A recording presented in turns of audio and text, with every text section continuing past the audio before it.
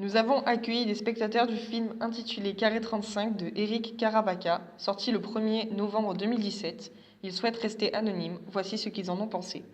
Nous avons visionné un film tourné comme un documentaire nommé Carré 35. Nous avons trouvé ce genre intéressant et original. De plus, qu'il n'était pas trop long, plein d'intrigues et d'émotions, ce qui a fait qu'il n'était pas ennuyant. Ce qui était aussi intéressant à voir étaient des personnes qui témoignaient. Ce n'étaient pas des acteurs, mais des personnes réelles qui étaient sincères à leur manière et qui avaient de réels sentiments et émotions.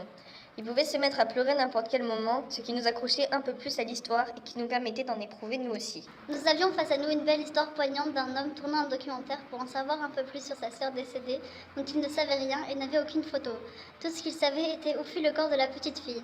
Il se trouvait au carré 35 à Casablanca, sur une tombe entretenue, fleurie, mais toujours sans aucune photographie. Cette petite fille avait plusieurs histoires différentes selon les personnages qui racontaient. D'après son père, elle était trisomique, d'après sa mère, elle ne l'était pas. Ou bien aussi, elle est morte à 4 ans, mais pour d'autres, à 1 an. Finalement, nous nous embrouillons pour savoir à quel âge elle était réellement décédée. Aussi avec les personnes qui étaient interrogées, même aujourd'hui nous nous posons toujours des questions pour savoir qui étaient certains intervenants.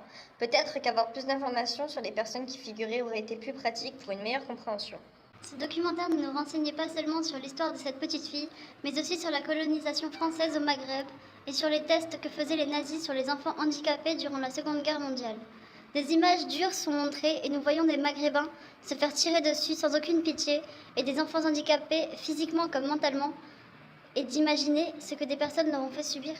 Nous pouvons aussi voir à la fin une sorte de passage souterrain où des corps d'enfants handicapés étaient entreposés. Nous avons eu des images plus détaillées sur certains enfants. Nous pouvions voir que les corps n'étaient pas décomposés puisqu'une méthode utilisée au temps des pharaons a été reproduite sur ces corps pour justement éviter la décomposition. De plus, le documentaire ne faisait pas que parler, il nous montrait des images de paysages ou encore de vieilles vidéos retrouvées par le réalisateur. Nous avons trouvé que c'était un bon film, intéressant et très bien tourné, très fort en émotion.